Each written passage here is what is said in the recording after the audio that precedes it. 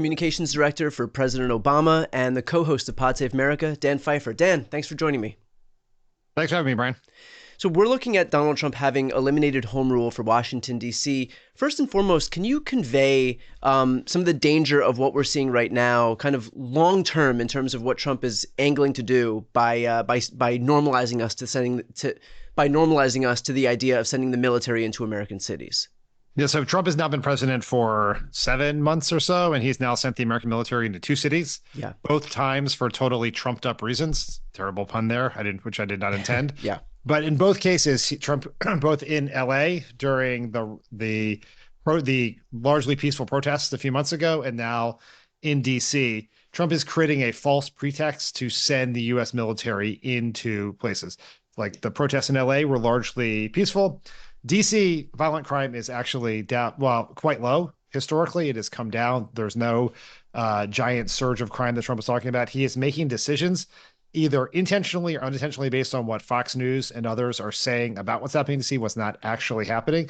And now you see a situation where imagine if we were in the year 2020 and the largely peaceful protests about the murder of George Floyd were happening all across the country. What does Trump do there? Does he send U.S. troops to confront those protesters?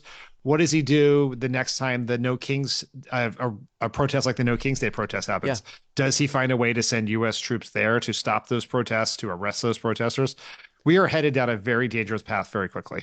How are you thinking about this in terms of like the 30,000-foot view of, yes, he can quell dissent. He can, if there's protests or any critical movements against him or public voices of dissent.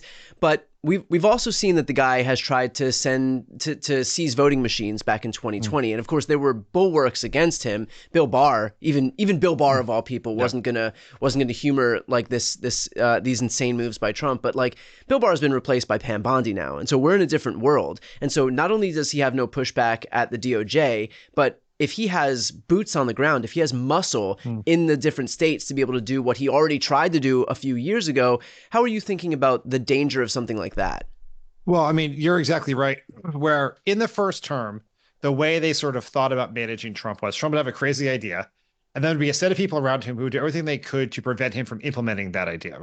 Pat Cipollone, who was the White House counsel, used to say, if Trump had a crazy idea, I think Cipollone testified this to the January 6th committee. Trump would say, or Cipollone would say, let me work on that. I'll get back to you in a week. And by a week, Trump has clearly forgotten it because he has the attention span of a goldfish. Yeah. Now, and I think this is really evident in the firing of the Bureau of Labor Statistics director, where Trump clearly woke up, saw the numbers, was pissed, declared he wanted to fire the person. And then everyone around him, instead of trying to prevent him from doing something incredibly stupid and damaging, raced to see who can help him implement his crazy idea first. And so now there is no bulwark inside the government. There is limited bulwark outside the government, because we've seen this from major corporations who are capitulating to Trump left and right. You have chip makers who are now kicking up their profits to the U.S. government as a privilege for avoiding sanctions. You have Tim Cook giving Trump a fake solid gold, real gold, but fake award in the Oval Office just to appease his ego. And you have major institutions like Harvard trying to cut deals with him. And so the only opposition to Trump comes from the grassroots, right? And it comes from the small handful of Democratic elected officials willing to be brave and stand up against him and to sort of amplify and strengthen the grassroots resistance that's happening. But no one is going to stop Trump for us, right? There's no other entity who is going to prevent Trump from doing his most dangerous things. It is only what we can do through popular demonstrations, through using our platforms and our voices to raise awareness of it and make it politically uncomfortable, if not for Trump, but for the people and the other Republicans around him. So we're watching this breakdown of democracy. We're watching Donald Trump kind of put on full display his authoritarian impulses. But I don't want to fall into the same trap that we fell into in the lead up to 2024, which is we have to protect democracy, because for a lot of people, that just wasn't moving to them, and also the institutions that we're trying to protect aren't working for them, and so why would they want to stand up in defense of an institution that's left them, without good job prospects, without good financial prospects? And so I don't want to fall into that trap. And so how are you thinking about how to reconcile those two things, where we have these egregious attacks against democracy that are worthy of highlighting, but at the same time we've tried that once before, and it's not something that's going to win Democrats elections, and certainly not going to move the vast majority of Americans who aren't really that committed to democracy as it exists right now. So I think you've hit on what is a very important dynamic over the last couple of years of American politics, which is in the Biden era, we fell into the trap of becoming the defenders of the status quo. We were defending democracy. We were not reforming it. We were not fixing it. We were defending it as it is. And we know from a mountain's worth of polling that people think the political system is not working for them. So when you say you're defending democracy, when you say when you act like you're defending the status quo or norms and all those things, you're saying this thing that does not work for you, the best you're possibly going to get from us is the thing that didn't work for you. Right. Trump was at least promising something different. People are willing to take on risk for something different. So what do we do in the situation we're in now where Trump is the one in power? So we obviously can't go back to defending the status quo. So we have to do a couple of things in our messaging here. One is we have to make sure that what Trump is now doing is he is the one defending that corrupt political system. He is accumulating power for himself and for his rich friends so that they can make more money and accumulate more power. It is about them because that's what people believe, that politicians are in it for themselves. And everything's a single thing Trump is doing is to help himself and to help the people around him. Second thing is we have to find ways to make people understand how these things affect them personally, right? Like how is affecting your life as these things happen. Part of it can also just be Trump is focused on this and he's not focused on that, right? He is doing his made for TV occupation of DC while, as we learned today, core inflation went back up again and costs are going up for you. So he's not, the thing he told you he was going to do, which is to lower your costs, he is not doing. Right. And so I think those are the core elements of the message. And then the sort of longer term thing for Democrats is we have to articulate a vision of people who are going to fix this system. What does it look like? Trump is burning down these institutions, done all these things. What are we going to build up next that is more effective and more responsive to regular, average, everyday people, as opposed to the rich, the powerful, and the politically connected? You know, I think to that exact point, we've seen such obvious instances. Like he's dumbed it down so obviously where he is stripping healthcare away from 17 million Americans, cutting food assistance away from low-income families, cutting jobs for veterans, making energy costs higher at the same time that he's doing that the things he's chosen to do with his time while he's cutting those things are almost like a caricature of themselves, building a $200 million ballroom, gifting himself a $1 billion Qatari jet. And so it's really easy to understand this stuff. It's not like this is convoluted or opaque or nebulous in any way. I mean, this is him literally taking as much as he can away from the poorest Americans while at the same time busying himself with like projects of building himself an opulent ballroom that only he will be able to enjoy. Yes. Yeah, that's exactly right. Like there's a mountain of data points and evidence to show to make this story. We just have to make it in a compelling and consistent way for people to hear it. So I want to get your take on how we reconcile two things, which is one, Trump is doing all of this stuff in DC right now, very much wanting to present himself as a strong man. You know, he's had a long time interest in being part of the dictator club, the autocrat club, but at the same time, a lot of the power of the left, at least with regard to the narrative, is not giving him the satisfaction of feeling like a strong man. And so how do you adequately convey the danger of what are very much strongman tendencies and strongman actions that he's taking in DC right now, while also not giving him exactly what he wants, which is this feeling that he is invincible and that he's strong to the Democrats' weakness? Yeah, this has been a hobby horse of mine for many years now, which is too often in our very sincere communication of the worst possible outcomes of Trump, what we actually end up doing is amplifying what is his political superpower, which is his view that he is strong enough to protect you in a dangerous, chaotic world. That is what, because voters, I know people always scoff at this, but voters are not stupid. Trump's voters are not stupid. Many of them knew exactly what they were getting into, which is they know the guy's kind of crooked. They know the guy's kind of a clown. They don't really love a lot of the things he tweets or truths or says, but they are scared of what is happening in the world, and they think he is strong enough to protect them, right? That was the core contrast that was so effective between Trump and Biden before Biden got out of the race. And so what we don't want to do is we don't want to amplify that strength because that does move people with voters. I think the way that we have to do this, and a lot of times I would tell people, well, you should communicate his weakness, make him look like a clown. And when we can do that, we should, right? Because he does look ridiculous and does dumb things. And so you should do it. But sometimes that is hard, right? And so I think maybe the way to sort of square that circle is to talk about corruption, right? And how he's doing all this for himself, right? He's not doing it to protect you. He's doing it to enrich himself, right? Your costs are going up. It's harder for you to live. The only person getting richer in Donald Trump's America is Donald Trump and his friends, right? He's made billions of dollars since he's been in office, and that's coming at your expense. And try to focus it that way, as opposed to just like as if we sort of howl at the moon about all of the specific dangers of him. We just have to be conscious of the idea that we are amplifying what he views as his core political attribute, which is strength. Right. I want to move over to the Democrats for a beat here. Do you think that we are seeing a legitimate sea change in terms of Democrats' willingness to actually put themselves on the line and fight? And I ask this with the understanding that historically Democrats are actually quite impotent in the face of Republican abuses and Republican displays of strength. And so, we've seen instances now where we have Gavin Newsom coming out and promising to fight back against this Texas gerrymander. J.B. Pritzker is doing the same thing. Beto has been, on the fight train for quite a long time. Whether you think that this is a legitimate sea change, a permanent sea change now that we're seeing in kind of the soul of the Democratic Party. I think it is progress. And I think that the people willing to fight and to speak out aggressively and to call things out aggressively are at the forefront, and they're getting the attention and the approbation that a lot of Democrats want. So it's creating an incentive structure for more people to do it. I think this is something Alyssa Slotkin says a lot, which is that the divide in the Democratic Party is not left-right. It's between those who think Trump is an existential threat, like a permanent existential threat, and people who think that Trump is just like a bad president for the next 3.5 years.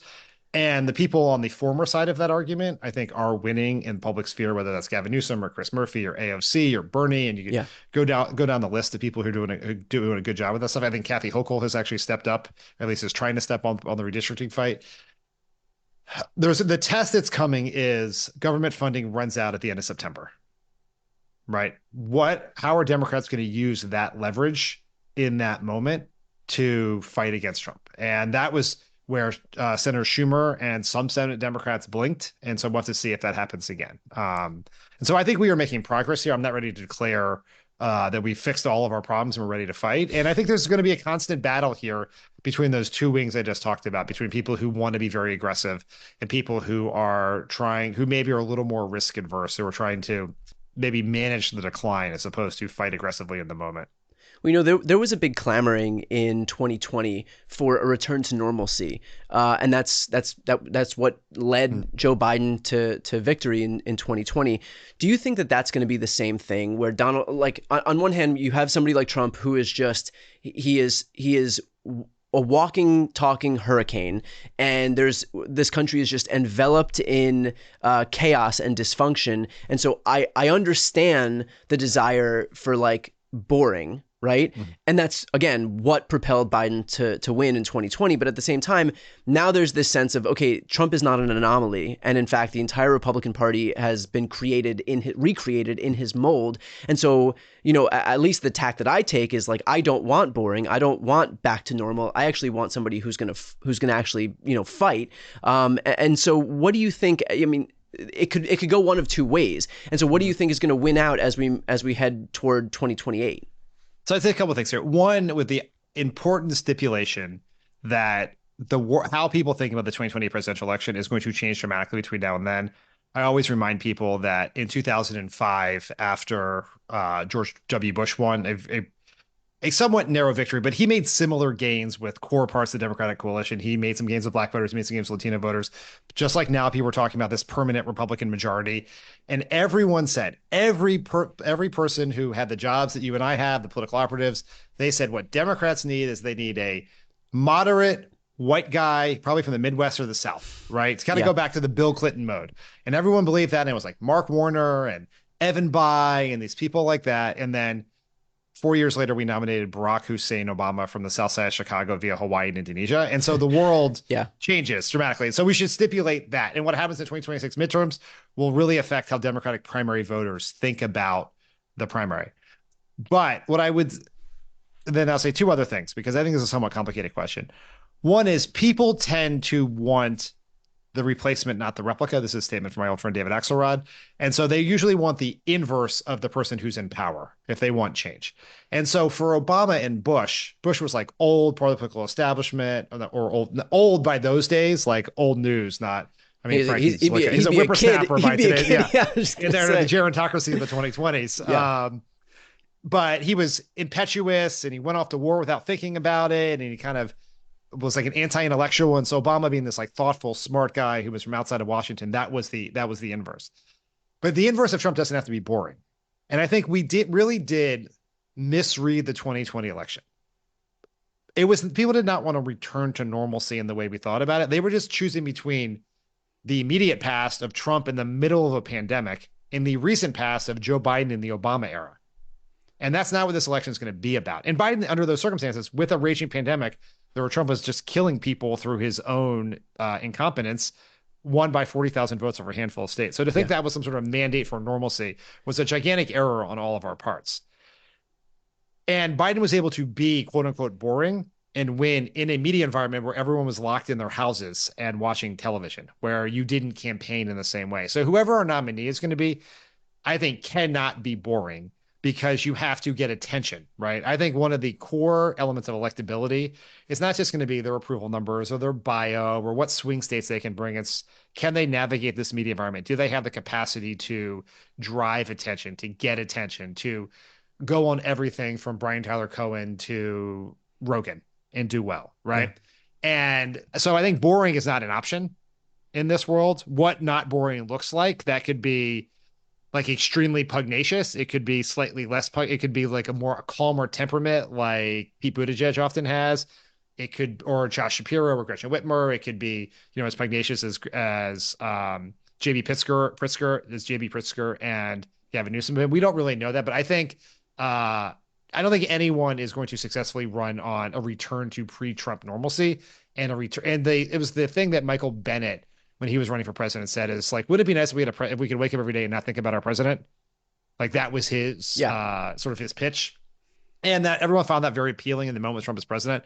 I don't think that is a viable model in 2028. Right. Well, that was a long rant to your relatively simple question. No, but it makes sense, and I think it's worth asking also who at least as of right now, and again with the caveat that everything can change tomorrow. I don't think anybody in January of 2020 knew that by March we would all be in a raging pandemic. So with that throat clearing aside, who is the model in this moment of who you think has a successful idea of what a Democrat could and should be as we head toward 28?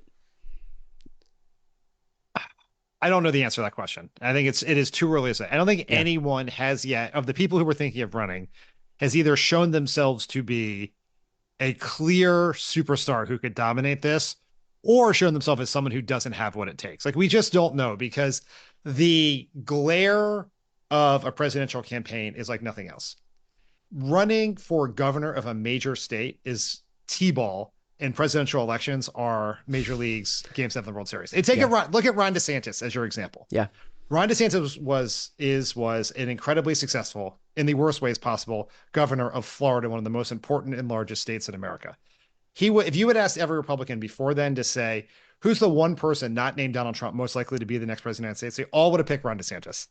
He gets in the presidential campaign and face plants in a second. Doesn't have the toughness, the charisma, the stage presence to handle himself at all. So we don't know how some of these Democrats who seem awesome right now will navigate that. And we don't know if some of these Democrats who may not seem as awesome will rise to the occasion. Like, who's the Pete Buttigieg of this race, right? As someone who starts at nothing that no one knows, and then all of a sudden is a real contender for the nomination at the end. We just don't know that yet. So I'm coming into this with a very open mind. What I am really watching people for is, do they have what it takes to navigate the media environment? I think we can't nominate someone who doesn't have that. Yeah. Completely agree. Well, to that point, I mean, when it comes to the media, look, it doesn't get better for everybody watching right now. If you're not already subscribed to Pod Save America's YouTube channel, it does not get better than them. They are in large part the reason that I do what I do now. And Dan is somebody who, I hang on his every word. If you're not yet signed up for Messagebox, that's his Substack. I'll put that in the post description of this video, and I'll put the link to Pod Save America right here on the screen and also in the post description as well. Highly recommend that if you're not yet subscribed, that you go ahead and subscribe. Help elevate the voices of everybody who's doing this work in the progressive media ecosystem. Dan, appreciate your time. Thank you, Brian. Great to talk to you as always.